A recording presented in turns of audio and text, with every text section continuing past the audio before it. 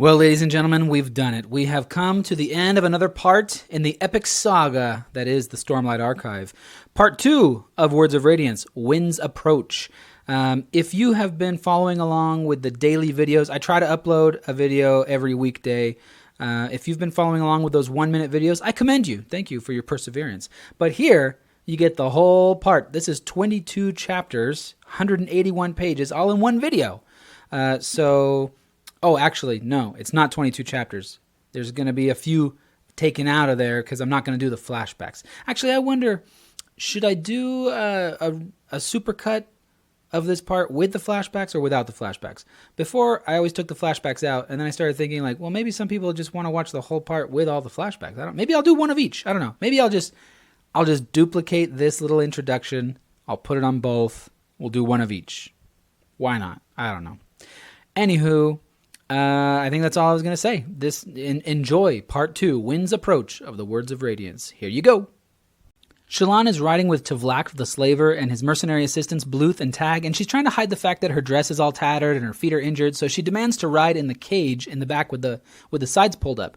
So she's back there talking to Pattern, and we learn that he was sent to this realm because of the danger that's looming over mankind, and he was drawn to Shallan because of lies. Shallan doesn't really understand what he means, so he says, "Remember." And then she thinks about what happened back in chapter 10, but then she's like, yeah, how about not? And she pushes that memory away. Pattern tells her that sometimes humans' minds break, but Shallan's didn't break, it just cracked, and the lies are what actually saved her and also drew him to her in the first place. Shallan asks, and Pattern confirms that the Voidbringers will return. He calls them Spren of Him, who Him is, we don't know yet. And Shallan is starting to think that the group that her father and Kabzal were a part of must have been behind the assassination of Yasna, and that they must be trying to control information about the knowledge of the Voidbringers coming back and all this sort of stuff, so Shallan plans to stop them. Adolin is getting ready for his first official duel of honor in order to hopefully win some Shardblades away from the High Princes who are opposing Dalinar. Now, Renarin and Navani come and visit him in the staging room, and he asks about Yasna's ship, which is a week behind schedule, but Navani kind of shrugs it off. She's really not too worried about it. As Adolin puts on his armor, he and Renarin are talking about their new bodyguards, and he admits that he just doesn't trust Kaladin. There's something off about that guy. I'm suspicious of him. I don't know what's going on. Now, since bouts for shards are quite rare, the arena is packed. Everybody wants to see this. Adolin is dueling this guy named Salanor, who's one of High Prince Thanadal's shardbearers. As the duel begins, they take up their stances, and it's customary to start pretty cautiously, kind of moving around each other, testing blows, feeling out your opponent. The duel is compared to a dance multiple times throughout the chapter, but after a minute, Adolin's like, screw this, we're at war, and he attacks full force, beats the crap out of this guy. The judge is screaming at him that his behavior is improper, but he didn't really break any rules, so he wins a Shardblade, and he gives it to Renarin. While stopped for the night, Shallan sends Pattern to go spy on Tevlak and Tag. He comes back and perfectly imitates their voices. Through this, Shallan learns that Tevlak is planning on selling her back to whoever is evidently missing her.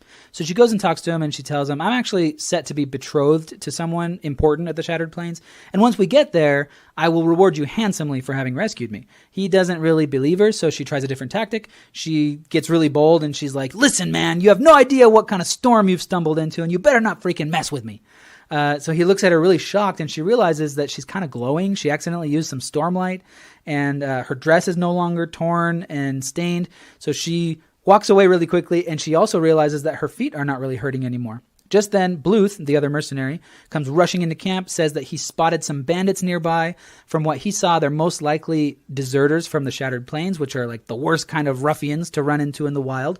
So Tevlak orders them to hitch up the wagons and roll out. Bridge 4 is at the practice grounds in order to guard the Kholin princes as they spar and practice with their shard blades. Moash asks about this guy Amaram who's just arrived, and Kaladin reveals a bit more about his backstory that we already know.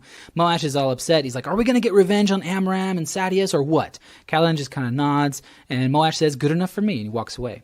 Adolin and Renarin arrive. Kaladin and Adolin kind of get into an argument, and Adolin tells him, hey, the only reason I haven't thrown you out of a window is because you saved my life during the Battle of the Tower, but my patience with you won't extend as far as my father does. So know your place, Bridge Boy. Syl tells Kaladin that she does not like anybody who carries a shard blade. They are an abomination, except when used by the Knights Radiant in ancient times. Kaladin asks her, well, where did they come from in the first place, the blades and the plate? But she says she can't tell him. Kaladin then meets Zahel, the swordmaster, who is going to be training Renarin. Renarin, because of some vague health issues, is like way behind the curve. He's never really practiced before. And then we find out that Syl is like a small piece of a god or something. Shallan and the boys stop to cook lunch, and they see a thin trail of smoke behind them, so apparently the bandits are following, but they've also stopped to cook some food. Then they see more smoke out in front, and Shallan thinks it's probably a larger merchant caravan, and so she insists that they head straight for it. Then she stops to review what she knows about Spren and magic. 1. The Knights Radiant formed some sort of symbiotic relationship with Spren. 2. Spren have access to surges. And 3. She herself has access to illumination, which is the ability to manipulate light. Then she learns that she can intentionally intake Stormlight by inhaling sharply, but she doesn't really know how to actively use it, so it just diffuses until she realizes that it's also healing her feet, so that's cool. She learns that Pattern is a scholar, and he plans to learn as much as he can about humans before Shallan kills him. What? She's like, what are you talking about? And he says, yeah, the Knights Radiant killed their Spren when they broke their oaths on the Day of Recreance. She's like, don't worry, I'm not going to kill you. Besides, I'm not even a Knight Radiant. And he reminds her, you've taken oaths, and then she's shocked to realize that she does have a vague memory of speaking the first ideal. Kaladin is at the dueling grounds. Now, there's a high storm due tonight. Kaladin's a little worried about it because during the last 2 high storms, Dalinar has awoken from his visions to find those mysterious numbers on the wall, and they are counting down. Zahel is training Renarin with his shard plate, and he has him jump off the roof a bunch of times, and then he starts talking to Kaladin about his duties as a leader and how to defend against a shard bearer. They start to spar a little bit. Zahel is really tricky, very skilled, but Kaladin won't admit that he could actually learn something from him. Just as the fight is winding down, Adolin arrives and joins in, kind of picking on Kaladin, who loses his temper and physically attacks Adolin. Adolin's got his shard plate on, so he injures Kaladin with his augmented strength. Kaladin uses some Stormlight to recover, but then Zahel stops the fight, and Kaladin suddenly feels really drained, like the Stormlight left him. Zahel compliments Kaladin's skills and tells him that he's just as stubborn as Adolin. Of course, Kaladin disagrees with that. As Zahel leaves, Syl arrives, and Kaladin tells her how the Stormlight left him, and she says, yeah, you were fighting angry, you weren't protecting anybody. So then he tries to use the Stormlight again, and it works like usual this time. Shallan is at home on her father's estate, and she overhears some of the maids gossiping. One of the maids says that 5 months ago, Shallan witnessed her father murder his wife and her lover, and Shallan has not spoken a word since that day. Later on, her oldest brother Helleran arrives, and he brings her a nice gift of some new drawing papers and some fancy charcoal pencils. So she starts drawing. Helleran tells her, I need you to keep an eye on things around here, because I'm not going to be around much for the next few years. We can't have vengeance yet, but we soon will. Then he sees that she's drawing dead bodies, and so he stops her. He tells her, why don't you draw some plants and animals, safe things. Their father arrives. They start arguing. Helleran calls him a murderer and whips out a shard blade that nobody knew he had. He starts talking about sticking it through his dad's chest. Shallan is like, no, and Helleran is shocked to hear her speak, first of all, and especially to defend her horrible father. So he tells her, draw happy things, and he leaves. Then Bright Lord Devar jumps up, starts smashing chairs, kicking over tables, and he notices Shallan watching him, stops suddenly, and leaves the room. Shallan and the boys approach the column of smoke, and they see that it's an innocent merchant caravan that has recently been attacked. Some of the wagons are burning, but others are safe, and there are some survivors. Behind Shallan, they see through a spyglass that the other group is in fact a bunch of military deserters, so that's very dangerous. Tvlak wants to flee so that the deserters will attack the merchants. But Shallan says that they should join forces with the merchants to team up against the deserters. Suddenly, a scout from the merchants appears from where they were hiding and says that their attackers ran away when the fire broke out, but they're sure to return soon. So now Shallan's small group and this caravan have to face down the deserters and the other bandits. Just then, the sun goes down and arrows start to fall on the caravan. So Shallan immediately takes command. She commands Tvlak to take tag and help the caravan while she and Bluth jump on a wagon and head for the approaching deserters. Shallan tells the deserters, which include Gaz, that if they help save the caravan from the other bandits, that she will see that their crimes get erased and they can start over as heroes. It's a pretty hard sell, but she is able to convince them to join in the fight.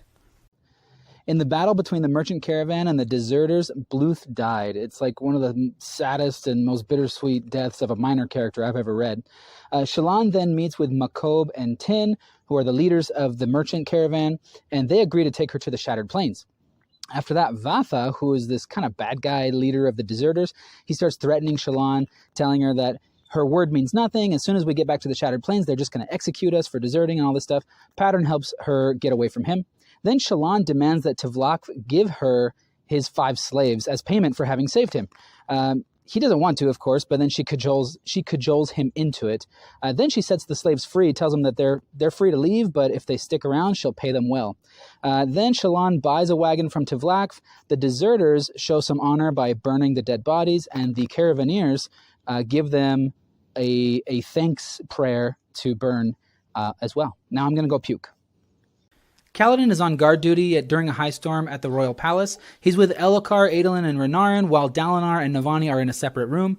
After the high storm's over, Dalinar comes back in, and they're kind of talking about their situation. He's been trying to convince Amaram to secede from Sadeas' princedom, but apparently Amaram keeps trying to get Dalinar and Sadeas to make up. As he's leaving the palace, Kaladin opens up and he tells Dalinar what Amaram did to him back in the day.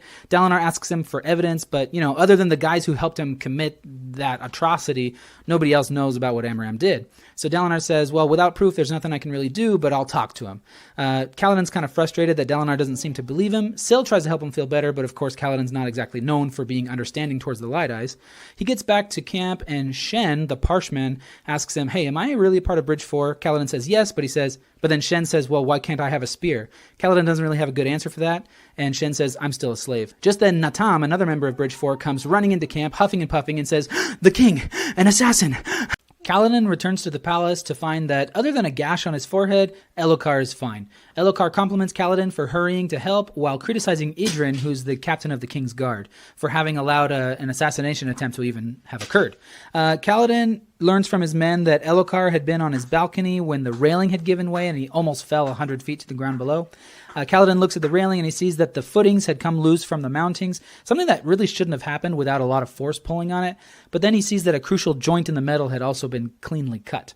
Dalinar approaches, and after talking, both Kaladin and Dalinar determine that the assassins are most likely cowards that want the king's death to look like an accident.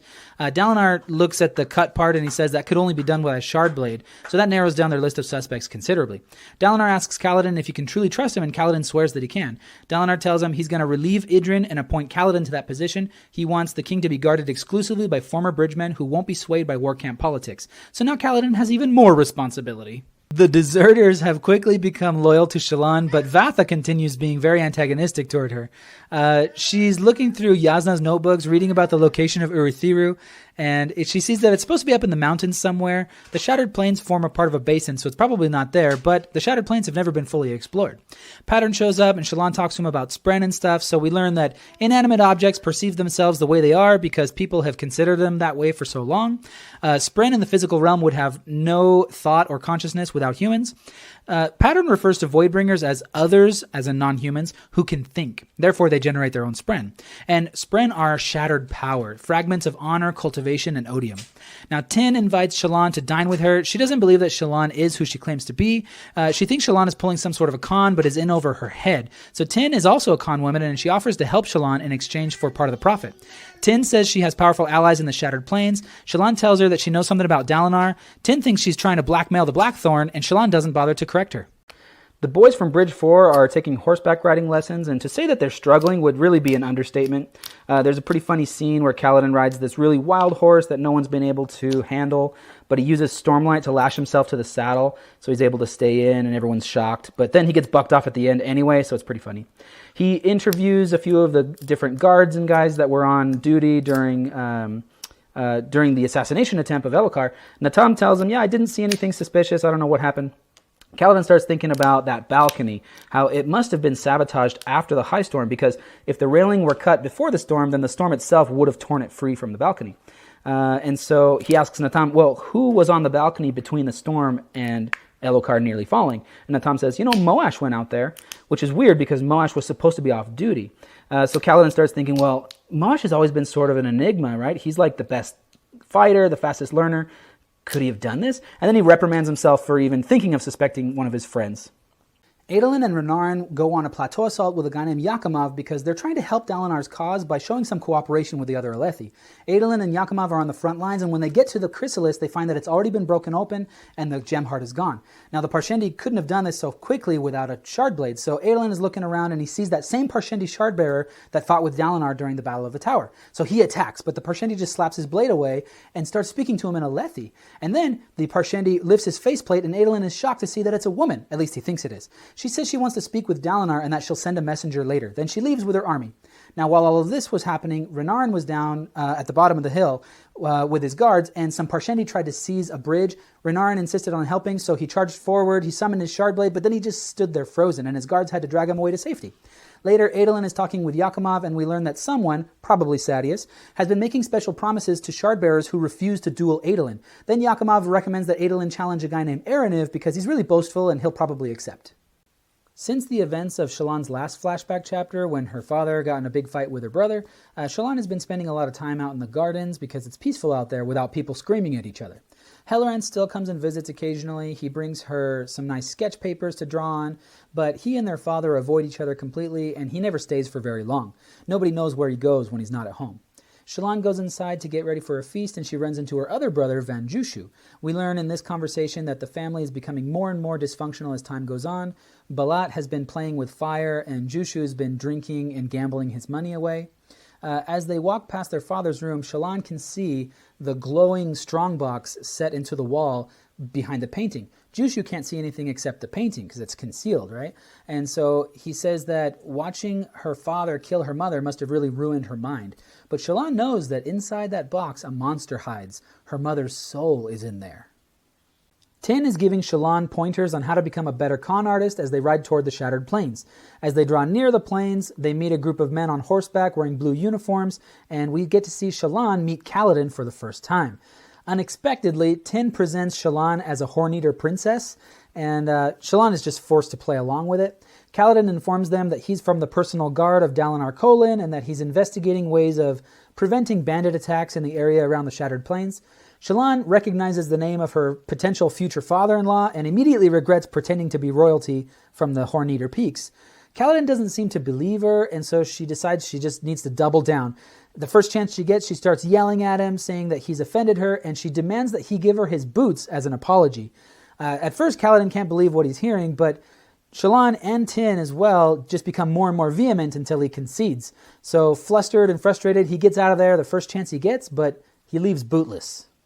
Amaram talks with Sadeas, and he expresses concerns about Sadeas' tactics and general attitude. He warns that Alethkar needs to be strong for what is coming and advocates for cooperation with the Kholins. Sadeas argues that he plans to make Alethkar strong by force.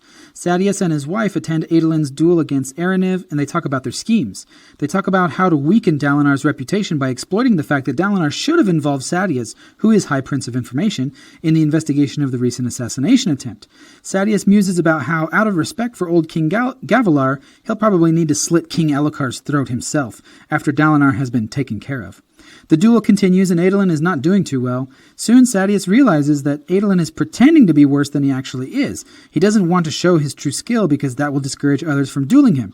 Adolin actually wins, but makes it look like it was more due to luck than to skill. Sadeas is actually impressed and tells Eli, his wife, to stop pressuring the Shardbearers. Let them duel Adolin if they want. Sadeas wants to see how this plays out. Gaz asks Shallan to draw a portrait of him, and she does so, making him look a little bit more distinguished and handsome than he is in real life. Gaz asks if that's what he really looks like, and Shallan says yes. Pattern buzzes appreciatively. It's a lie, but it's also a truth, because the merchants that Gaz helped save from the bandits, they saw him as a noble hero. Shallan does that thing where she doesn't really think, she just draws, and she ends up sketching a rocky shoreline with some people washed up from the ocean, and one of them is Yalb. Next, Tin shows up, and they start talking about their plans for when they get to the Shattered Plains. Shallan tells her that she's going to pose as Adolin Kholin's betrothed in order to scam Dalinar Kholin. Tin doesn't know that Shallan really is Aelin's betrothed. Tin gives her some pointers. She tells her to try to be as independent as possible, try to be a little bit self-sufficient, don't depend on the Kholins completely. Shallan is worried about how she's going to seal a deal on this betrothal without Yasna there to push for it. She really needs the Kholin family in order to save her family. She needs to get to the bottom of the mystery about Urithiru and the Voidbringers, and now she needs to figure out a way to deal with Tin. Kaladin returns from patrol duty back to the Bridge 4 barrack with 40 men selected from the other former bridge crews. These men will be trained to be sergeants to, in turn, teach and encourage the other former bridgemen in the other barracks. So Kaladin looks around for Teft, but nobody seems to know where he's at. Then we cut to Tin, who's helping Shallan practice palming spheres. She's sort of lecturing her, telling her that she's going to have to learn how to do some really difficult things, like expose her safe hand. and much worse if she wants to be a successful scammer. Tin tells Shallan that the king of Ya'Kaved was recently killed by the assassin in white, along with his son and 6 other high princes. So Shallan is worried about her family back in Ya'Kaved. Tin tells her that she's going to be receiving more information via Spanreed and that she'll keep Shallan posted. Kaladin has a dream vision thing that he's riding the high storm, and the Stormfather speaks to him and tells him that Syl should not trust Kaladin as he's just going to kill her and leave her corpse to wicked men. Kaladin sees another storm with red lightning approaching from the opposite direction. Syl tells him that he is coming. Kaladin can feel something is wrong, so he rushes to the Kolins. He tells them to get the king to safety. As they're traveling through the palace, they come upon a hallway where all the spheres have gone dark, and there's a big hole cut in the wall. The assassin in white is there. So they start fighting. Szeth sticks Adel into the ceiling. At one point, he takes a swing and Kaladin instinctively blocks, and he gets the shard blade goes right through Kaladin's arm, and his hand is now dead and lifeless. Dalinar tells Szeth, "You can't have the king," and Szeth is like, "I'm not here for him, I'm here for you." And then Kaladin tackles Szeth. They both fall out of that hole cut in the wall out into the night. Kaladin and Szeth fall from the hole in the palace wall to the stone ground below. Kaladin starts healing his injuries with Stormlight, and he's even able to revive his dead hand. Szeth is in awe that Kaladin is even still alive. He asks him, "What are you?" And Kaladin's like, "Same thing as you, I'm a Windrunner." And then Szeth starts ranting and raving about how this is impossible. I was named Truthless, and blah, blah, blah. He asks Kaladin, are they all back? And Kaladin doesn't really know what he's talking about, but he says yes anyway. Then Szeth flees the scene. Kaladin returns to the king's chambers, and everybody's shocked to see that he's still alive. They ask him how he did it, and he evades the question. They basically chalk it up to the assassin's mysterious powers. Then Dalinar asks him how did he know that an attack was imminent? And again, Kaladin tries to avoid the question. He says that he saw a light and he acted on instinct.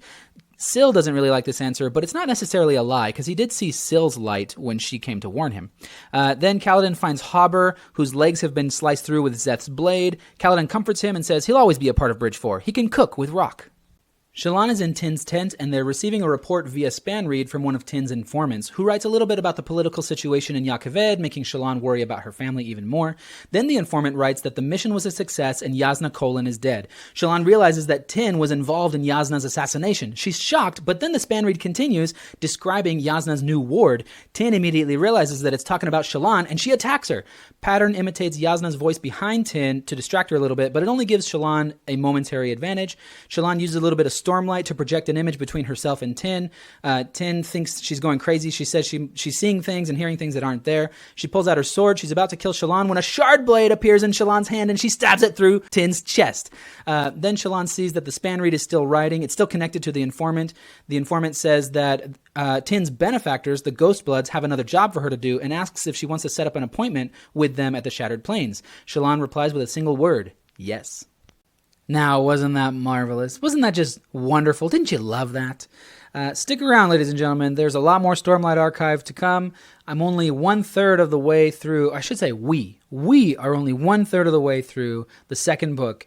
And Brandon's working on writing book 5 right now. So there's a lot of this still to come. So hope you're subscribed. If you're not, whatever. Do it if you want. Don't. If YouTubers always like, comment, subscribe. Do what you want to do, man. You don't have to. You don't have to like or comment or subscribe. But I do like it when you guys comment. I like talking to you guys. Why am I still here? Why am I talking? See ya.